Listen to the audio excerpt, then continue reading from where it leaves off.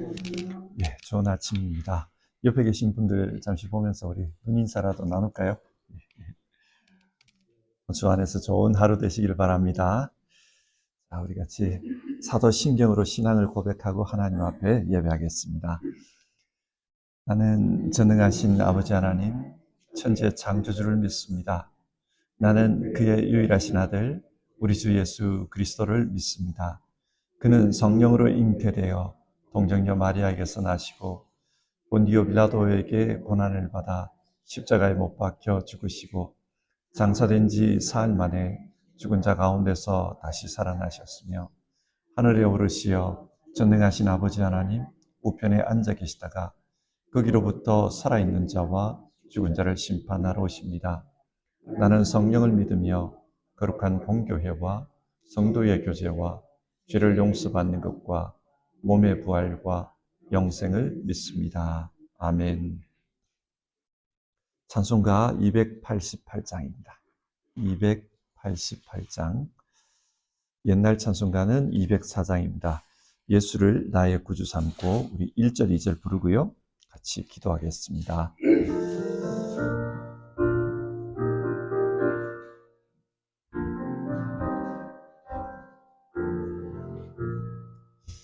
예수를 나의 구주 삼고 성령과 피로써 거듭나니 이 세상에서 내 영혼이 하늘의 영광 누리도다. 이것이 나의 간증이요 이것이 나의 찬송일세. 나 사는 동안 끊임없이 구주를 찬송하리로다. 온전히 주께 맡긴 내 영 사랑의 음성을 듣는 중에 천사들 왕래하는 것과 하늘의 영광 보리로다.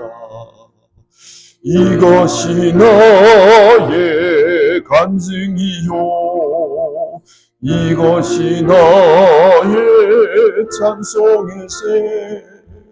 나 사는 동안 끊임없이 구주를 찬송하리로다. 자, 우리 같이 기도하겠습니다.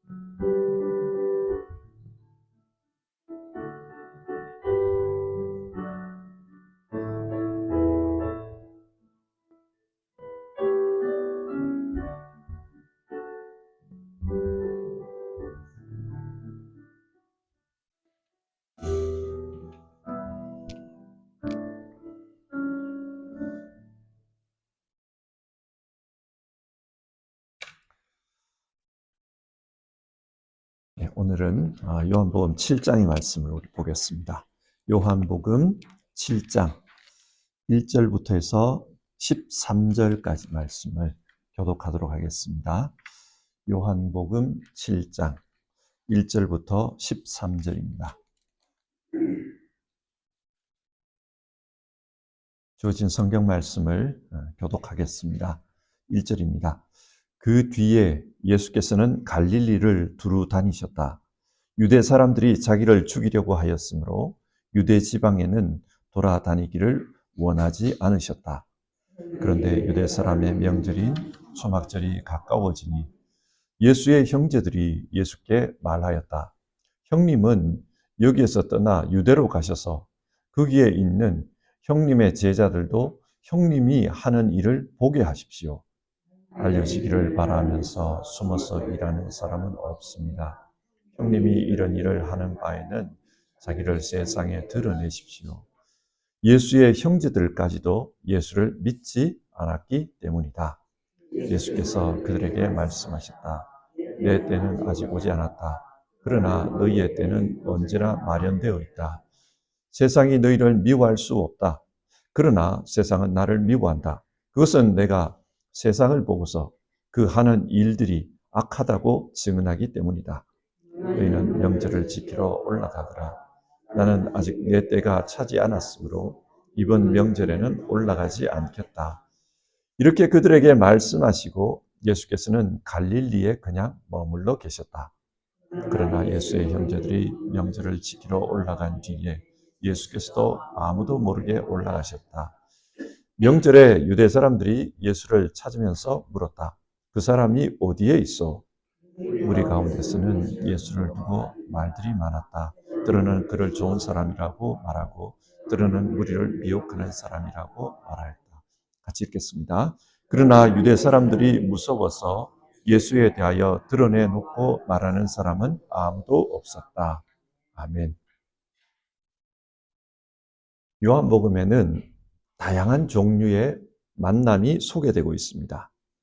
예수님과 제자들의 만남, 그리고 예수님과 니고데모의 만남이 나옵니다. 뿐만 아니라 우물가에서 사마리아 여인과도 만났고 베데스다에서는 38년 된 환자와의 만남도 있었습니다. 다양한 만남이 이루어졌습니다. 여러분, 성경은 이런 다양한 만남의 이야기를 통해 무엇을 말하려는 것일까요? 출애굽기 19장을 보면요. 하나님께서 시내산에서 언약을 맺을 때 모세에게 이런 말씀을 하십니다. 너는 내려가서 백성에게 나 주를 보려고 경계선을 넘어 들어오다가 많은 사람이 죽는 일이 없도록 하라고 단단히 일러두어라. 이게 무슨 말입니까? 사람이 함부로 하나님을 만나면 죽는다는 이야기입니다. 죄 가운데서 사는 사람은 거룩하신 하나님을 만나기가 어렵습니다. 그런데 문제는 하나님을 만나야 하나님으로부터 영생을 얻을 수 있다는 것입니다. 그렇지 않으면 육신의 장막이 무너질 때 그 삶의 모든 것이 끝이 납니다. 우리는 하나님을 만나야 합니다. 그러면 어떻게 하나님과 만날 수 있습니까? 요한복음은 말씀이 육신이 되신 예수님, 그분을 통해 만날 수 있다고 말합니다. 우리가 영생을 얻는 길은 예수님을 통해서라는 것을 다양한 만남의 이야기들을 통해서 증언해주고 있는 겁니다. 바른 신앙은 예수님을 만나는 데서 시작됩니다. 자, 그러면 우리가 이런 생각을 한번 해봅시다. 이 땅에 살았던 사람들 중에 예수님과 가장 자주 만났던 사람, 그 사람들이 누구일까요? 예수님의 가족들입니다. 어릴 때부터 예수님과 함께 살았던 그 형제들이 예수님을 가장 자주 만났습니다. 마가복음 6장 3절에 따르면 예수님에게는 야고보와 요셉, 유다와 시몬이라는 형제들이 있었습니다. 그리고 몇 명의 누이도 있었다고 합니다. 이들이 예수님을 가장 자주 만났을 겁니다. 어릴 때부터 함께 먹고 함께 자랐습니다. 그렇기 때문에 누구보다도 예수님에 대해서 잘 알고 있습니다. 그런데 오늘 본문 5절을 보십시오. 이 형제들이 예수님께 대해 어떤 태도를 가지고 있습니까? 5절을 보면 예수의 형제들까지도 예수를 믿지 않았기 때문이다. 예수님을 믿지 않았다고 합니다. 왜 예수님을 잘 알고 자주 만났고 그럼에도 불구하고 예수님을 믿지 않은 것일까요? 먼저 생각해 볼 수 있는 이유는 친숙함에서 오는 오해 때문일 것입니다.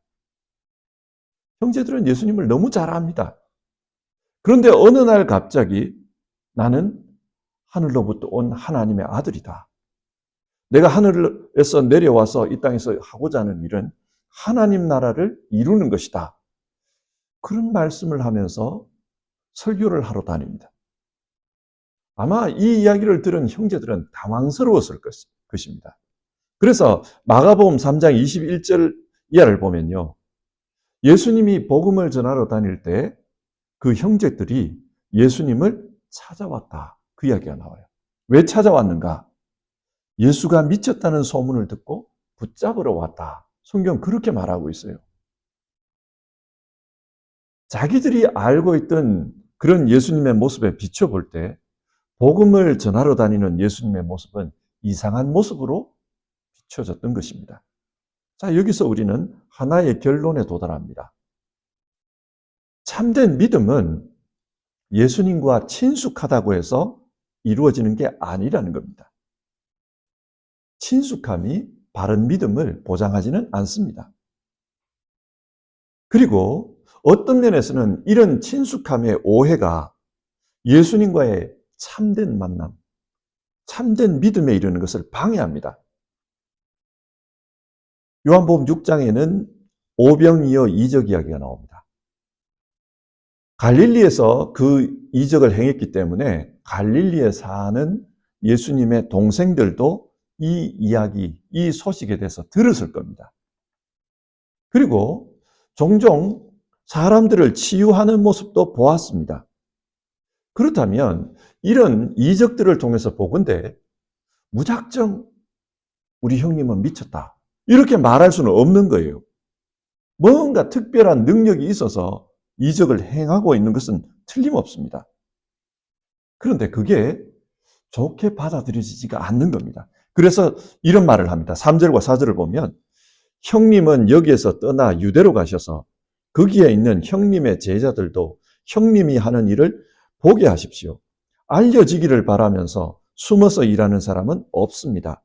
형님이 이런 일을 하는 바에는 자기를 세상에 드러내십시오. 자, 이 말이 어떤 말입니까? 기왕에 종교 활동을 하시려거든 변방에서 이러지 마시고 중앙으로 가십시오. 그런 말입니다. 형님의 활동이 진짜 하나님의 일이라면 정치와 종교의 중심지인 예루살렘에서 그 하나님의 활동을 하십시오. 그러면 유명해질 것 아닙니까? 유명해져서 널리 사람들에게 그것을 알리시지 왜 이 시골에서 이루고 있습니까? 그 말입니다. 그런데 이 말을 곰곰이 생각해 보면 약간의 비꼬는 듯한 뉘앙스도 있는 것 같고요. 또 한편으로는 욕심도 숨어 있는 것 같아요. 유명해지기를 원하면 큰 물로 가서 놓으십시오. 그곳에서 성공을 하십시오. 그러면 우리도 형님 덕에 덕 좀 봅시다. 이런 말입니다. 오병이어의 이적을 행했을 때 그 이적을 맛보았던 사람들도 비슷한 반응을 보였습니다. 예수님 그 능력 득택에 먹고 사는 일에 있어서 덕 좀 봅시다. 그런 의도로 예수님을 따라왔다고 합니다. 이처럼 사람들은 어떤 특별한 일들이 이루어졌을 때 그분에 대한 관심보다는 내게 대한 관심이 커집니다. 저 사람이 내게 어떤 도움을 줄 수 있을까? 그런 생각을 하는 거예요. 간혹 사람이 그럴 수가 있어요. 예를 들어서 교회에 아주 열심히 있는 사람이 등록을 했다고 합시다. 그러면 그 사람을 보면서 저 사람은 어떤 면에서 저런 열심을 가졌을까? 신앙이 어떻게 저렇게 깊을까? 이런 관심이 있는 게 아니라 저런 열심이 있으면 교회에 도움이 되겠다. 이런 부서에 가면 이런 부서가 도움이 되겠다. 그렇게 생각을 해요. 그 사람보다는 나 자신의 유익에 관심이 있는 겁니다. 이게 일반적인 사람들의 모습이에요. 대부분의 사람들은 그렇습니다. 그러다 보니까 이런 자기중심적인 욕심이 내가 믿어야 될 그 예수님에게로 가는 신앙을 방해합니다. 왜곡시킵니다. 그래서 예수님은 자기 형제들에게 어떻게 반응하십니까? 6절을 보면 내 때는 아직 오지 않았다. 이 말을 해요. 그들의 말을 듣지 않는 겁니다. 예루살렘 올라가십시오. 내 때가 아직 오지 않았다. 나는 가지 않겠다. 형제들의 요구를 거절합니다. 완곡하게 그들을 거부하는 겁니다. 자, 그러면 예수님이 말씀하시는 예수님의 때는 언제일까요? 요한복음 13장 1절을 보면 이런 말씀이 나옵니다. 유월절 전에 예수께서는 자기가 이 세상을 떠나서 아버지께로 가야 할 때가 된 것을 아시고 세상에 있는 자기의 사람들을 사랑하시되 끝까지 사랑하셨다. 예수님께서 생각하는 자기의 때는 아버지께로 갈 때입니다. 십자가에 달리는 때죠. 그 십자가에 달릴 그때에 예수님은 자기가 누군지 드러난다는 말입니다. 예수님께서 십자가에 달렸을 때 그때 그 사형을 집행했던 그 백부장이 뭐라고 말을 합니까? 아, 이 사람은 진실로 하나님의 아들이었도다. 그 십자가에 달렸을 때 그분이 누군지를 알게 되는 겁니다. 그리고 죽음을 이기고 부활하셨을 때 죽음도 어쩔 수 없는 하나님의 아들이라는 것이 드러납니다. 따라서 예수님을 바르게 믿는 것은 가까운 사이이기 때문에 믿을 수 있는 게 아니라 십자가와 부활을 경험했기 때문에 믿을 수 있는 것입니다. 이런 십자가와 부활에 대한 경험이 없으면은 사람들은 예수님을 바라보면서 자기 중심적인 욕심을 먼저 생각하지 믿음을 생각하지 않습니다. 자, 이 말씀을 오늘 우리의 현실에서 한번 생각해 봅시다. 많은 사람들이 지금 우리 시대의 기독교를 어려운 상황에 처했다. 그렇게 말하고 있습니다. 전 세계적으로 볼 때 이슬람은 계속해서 성장하고 있습니다. 그런데 기독교는 그렇지를 못해요. 특히 유럽에서는 교회 건물 유지가 안 될 정도로 교회들이 어려워졌습니다. 그래서 교회 건물을 카페로 바꾸거나 식당으로 바꾸고 혹은 공연장으로 바꾸는 그런 일들이 많아요. 얼마 전에 에르베베 그 방송을 보니까요. 지금 이 브란덴부르크주에는 도프키르헤들이 있잖아요. 작은 도프키르헤들. 그 도프키르헤들이 유지가 안 된다는 거예요. 왜냐하면 교회 오는 사람들이 없다 보니까 건물을 관리하지도 않고 예배도 제대로 드려지지가 않고 버려진다는 거예요. 그래서 이걸 어떻게 해야 되냐. 이게 고민이다. 그래서 이제 지금 아마 종교청에서 그렇게 한 것 같은데 그걸 리모델링을 한다는 거예요. 이 교회 건물을 어떻게 쓸 수 있을까? 리모델링을 한다. 리모델링을 해가지고 카페로 바꿔서 임대를 준다든지 아니면 공연장으로 바꿔 임대를 준다든지 그런 일이 지금 벌어지고 있는 겁니다. 자, 여러분 교회 성장이 멈춰버린 것 이게 위기일까요? 사람 수가 줄어든 것 이거 위기일까요? 그럴 수 있습니다. 그러나 우리는 눈에 보이는 현상만 보아서는 안 됩니다. 왜 이런 현상이 나타나는지 그 이유를 생각해 보아야 합니다. 왜 이런 현상이 나타납니까? 친숙함에서 오는 어려움과 영적 만남의 부재 때문입니다. 서구사회는 수천 년 동안 기독교 문화였습니다. 그러다 보니까 사람들은 기독교에 대해서 너무 친숙한 거예요. 예수님과의 참된 만남이 없어도 다들 자기는 기독교인이라고 생각합니다. 베를린에서 살았던 그 디트리히 보네프 목사님이 1928년에 그 컨피르마티온을 하기 위한 그 강의를 하거든요. 그 고등학생들, 김나지움에서 고등학생 앞에서 이런 강의를 해요. 기독교의 본질은 종교와 관련이 있는 것이 아니라 그리스도라는 인물과 관련이 있습니다.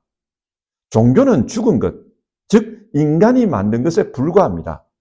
그러나 기독교의 핵심에는 전혀 다른 것이 있습니다. 그것은 그분과 대면하는 것입니다. 그런 이야기를 했어요. 이 보네프 목사님은 종교라는 것과 렐리기온과 기독교를 구분해서 이야기했습니다. 이게 무슨 말일까요? 유럽 사람들에게 종교는 곧 기독교입니다. 그리고 기독교는 전통입니다. 너무나도 익숙해서 자기들이 잘 알고 있는 그런 전통입니다. 일상생활에서 따라가고 있는 문화이고 또 생활 습관입니다. 이러다 보니까 그들은 살아계신 하나님을 만나는 것, 대면하는 것, 이게 어려워져 버렸어요. 기독교의 핵심은 예수 그리스도를 통해서 우리에게 찾아오시는 성령, 영으로 오시는 성령, 그 하나님을 만나는 것인데 그게 어려워져 버렸어요. 지금 유럽 사람들은 아이러니하게도 영적인 체험, 여기에 목말라 있습니다. 그런데 이런 영적인 체험이 기독교 안에서는 이루어지지 않으니까 다른 곳에서 이런 영적인 체험을 하려고 합니다. 유럽 사람들이 불교에 굉장히 호의적입니다. 참선을 하면서 느끼는 그런 내면적인 평안함, 이게 여기에 아주 열광합니다. 그리고 힌두교의 요가에 열광합니다. 뭔가 육체적인 이런 노력들을 통해서 내적인 기쁨과 희열을 느끼는 것, 여기에 열광하고 있어요. 유럽 사람들도 영적인 체험을 원합니다. 그런데 교회 안에서 이게 안 되니까 바깥에서 지금 찾고 있는 겁니다. 이런 면에서 보면 한국 교회는 참 감사한 일들이 많은 교회예요. 교회 안에서 영적인 만남이 있습니다. 은사 체험이 있습니다. 어떤 사람은 방언을 하고 어떤 사람은 기도하는 가운데 하나님의 음성을 듣습니다. 그런 면에서 생동감이 있는 신앙이고 복된 교회인 겁니다. 유럽 교회도 좀 이런 일들이 일어났으면 좋겠습니다. 지금 독일에서 프라이의 개마인대들이 성장하는 이유도 이것과 연관이 있습니다. 하나님과의 참된 만남이 없다 보면은 기독교는 그저 도덕이고 사회생활을 하는 윤리에 머물고 맙니다. 착하게 살라는 것을 가르치고 그리고 거짓말하면 안 된다. 그걸 가르치는 그런 정도로 이해가 될 뿐입니다. 저는 장로교 목사입니다. 순복음교회 목사가 아닙니다. 그러나 많은 분들이 성령 안에서 예수님을 만나고 하나님이 살아계시다는 것을 체험했으면 좋겠습니다. 성령 안에서 예수님을 만난다는 것은 순복음 교회에서만 일어나야 될 일이 아닙니다. 이것은 모든 교회에서 일어나야 될 일입니다. 자칫 이런 만남이 부재하면은 오늘 성경에 나오는 예수님의 동생들과 똑같아집니다. 뭔가 잘 알고 친숙하기는 한데 그분을 믿지는 못합니다. 오해합니다. 그리고 내게 무슨 도움이 될까? 그것만 생각합니다.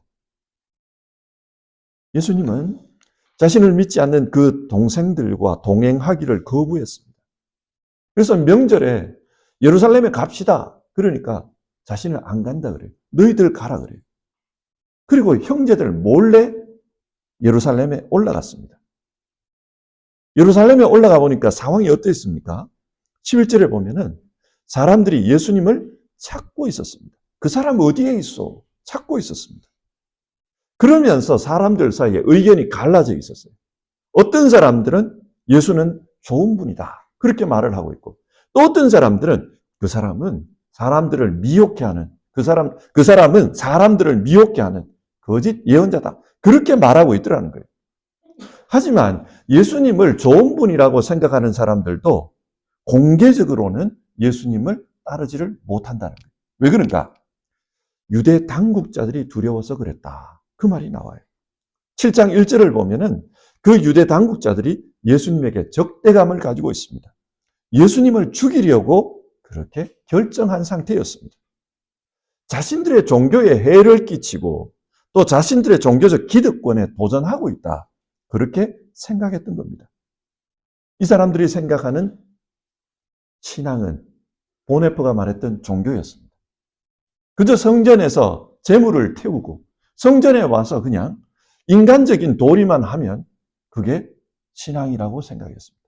자기들에게 재물을 사주고 또 재물을 팔아주고 돈을 주는 그게 종교라고 생각했습니다.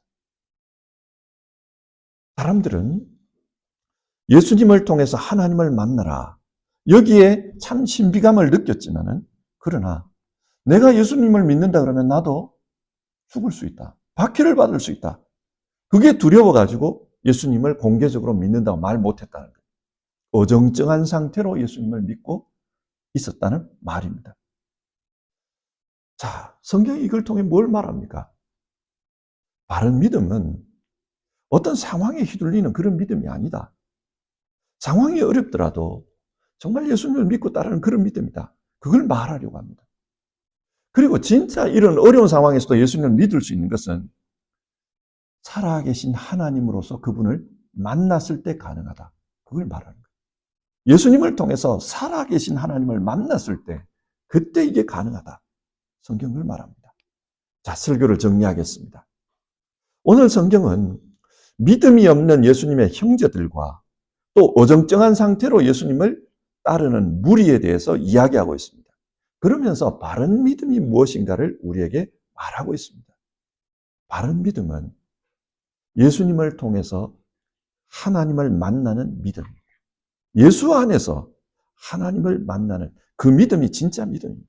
그럴 때 예수님을 믿을 수 있다는 거예요.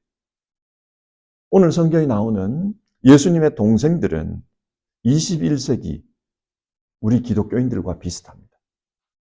예수님을 잘 알아요. 너무나도 친숙합니다. 그러나 그분 안에서 참된 하나님 경험은 못하고 있다는 겁니다. 근데 이 예수님의 동생들에게 반전이 일어나요. 언제 반전이 일어납니까? 예수님이 십자가에 달리고 부활하셨습니다. 그리고 그 부활하신 예수님을 이 동생들이 만났어요. 그리고 나서 그들의 삶이 완전히 달라집니다. 예수님의 동생 야고보는 예루살렘 교회의 지도자가 되었고 나중에 야고보서를 기록했습니다. 뿐만 아니라 또 다른 동생 유다는 유다서를 기록했습니다. 성경을 기록했다는 말은 이들이 신실한 예수 증인으로 살다가 죽었다. 그걸 말하는 겁니다. 자, 이들이 이렇게 변화된 데는 어떤 계기가 있습니까? 부활하신 예수님을 만난 겁니다. 살아있는 주님을 만난 겁니다.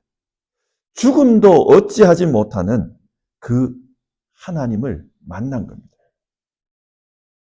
오늘 우리에게도 이게 요구됩니다. 죽은 신이 아니라 지금 살아있는 신. 그래서 성령을 통해 우리를 찾아오는 신, 그 분과의 만남이 요구됩니다. 그럴 때 우리의 신앙이 참된 신앙이 될 수 있지. 그렇지 않으면 종교 생활하다가 끝낼 수가 있습니다.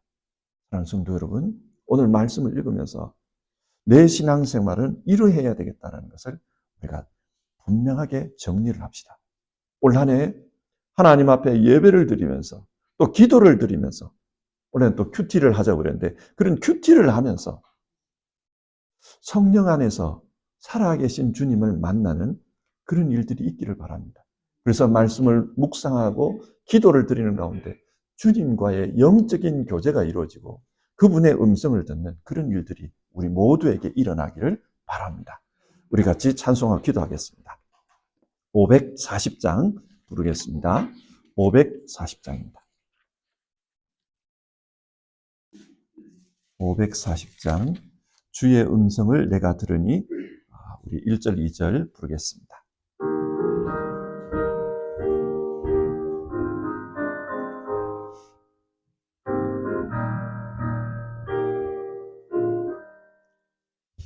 주의 음성을 내가 들으니 사랑한단 말일세 믿는 마음으로 주께 가오니 나를 영접하소서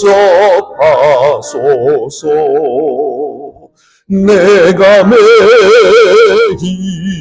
십자가 앞에 더 가까이 가오니 구세주의 흘린 보배 피로써 나를 정케 하소서 주여 넓으신 은혜 베푸사 나를 받아주시고 나의 품은 뜻 주의 뜻같이 되게 하여 주소서 내가 매일 십자가 앞에 더 가까이 가보니 구세주의 흘린 보배 피로써 나를 정케 하소서. 자, 우리 같이 기도합시다. 예수님은 제자들에게 나를 본 자는 아버지를 보았다, 그렇게 말씀하셨어요. 우리는 예수님을 통해서 하나님을 만날 수 있습니다. 그리고 예수님을 믿는 믿음 안에서 우리에게 찾아오시는 성령 하나님, 그분을 통해 하나님을 경험할 수 있습니다. 우리의 신앙은 살아있는 신앙이 되어야 합니다. 그래서 우리 같이 기도하기를 바라는 것은, 하나님, 내가 예배할 때마다, 그리고 주님께 기도할 때마다, 주님의 말씀 앞에 설 때마다 성령을 통해서 나를 만나 주시옵소서. 내 내면 속에 하나님께서 말씀하시는 그 음성을 들을 수 있게 도와주시고, 그리고 그 하나님 붙들고 이 땅에서의 삶을 내가 믿음으로 걸어갈 수 있게 도와주시옵소서. 예수님을 잘 알고 친숙했지만 예수님을 믿지 못했던 그 동생들처럼 그런 모습으로 신앙하지 않게 하시고, 정말 살아계신 주님 믿고 살아갈 수 있게 도와주시옵소서. 우리 그런 기도를 합시다. 그리고 우리가 살고 있는 이 시대의 기독교, 이 기독교를 위해서도 우리가 기도하기를 바라는 것은, 하나님, 하나의 종교로 전락하지 않게 도와주시옵소서.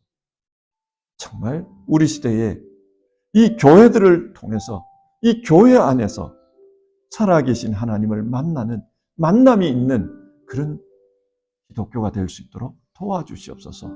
이 유럽교회 안에 영적인 부흥이 있게 하여 주시옵소서. 우리 그런 기도를 같이 드립시다.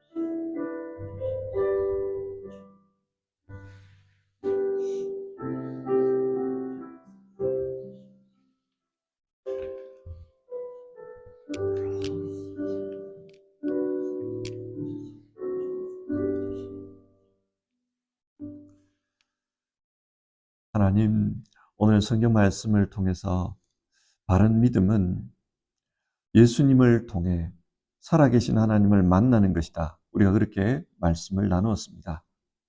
하나님, 우리의 신앙이 종교 생활이 되지 않도록 주님 도와주시고, 우리의 신앙이 살아계신 하나님과 만나며 교제하는, 그래서 우리 주님을 따라가는 그런 신앙이 될 수 있도록 도와주시옵소서. 하나님, 우리 시대의 교회를 두고서도 기도합니다. 한국교회는 참 많은 복을 받은 교회입니다. 살아계신 하나님의 역사를 많이 체험한 교회입니다. 그러나 그것도 이제는 옛말이 되어버렸습니다. 기도하지 않는 교회가 되어버렸고, 모이기를 힘쓰지 않는 교회가 되어버렸고, 종교적 전통을 따지는 교회가 되어버렸고, 예배 전통을 따지는 그런 교회가 되어버렸습니다. 하나님, 한국교회 영적인 부흥을 허락해 주시옵소서.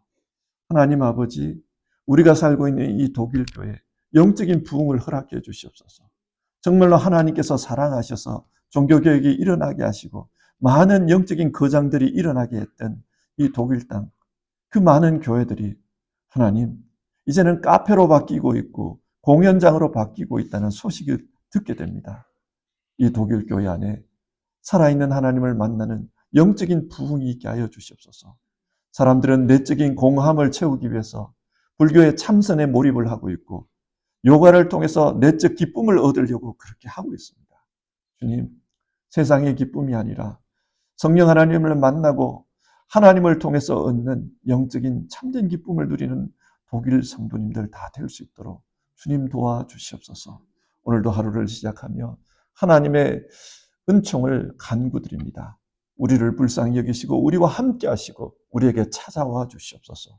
우리에게 오셔서 말씀하시고 우리와 교제하여 주시옵소서. 주님의 도우심을 간청드립니다. 귀하신 예수님의 이름으로 기도드립니다. 아멘. 주기도문 하겠습니다. 하늘에 계신 우리 아버지, 아버지의 이름을 거룩하게 하시며 아버지의 나라가 오게 하시며 아버지의 뜻이 하늘에서와 같이 땅에서도 이루어지게 하소서. 오늘 우리에게 일용할 양식을 주시고 우리가 우리에게 잘못한 사람을 용서하여 준 것 같이 우리 죄를 용서하여 주시고 우리를 시험에 빠지지 않게 하시고 악에서 구하소서. 나라와 권능과 영광이 영원히 아버지의 것입니다. 아멘.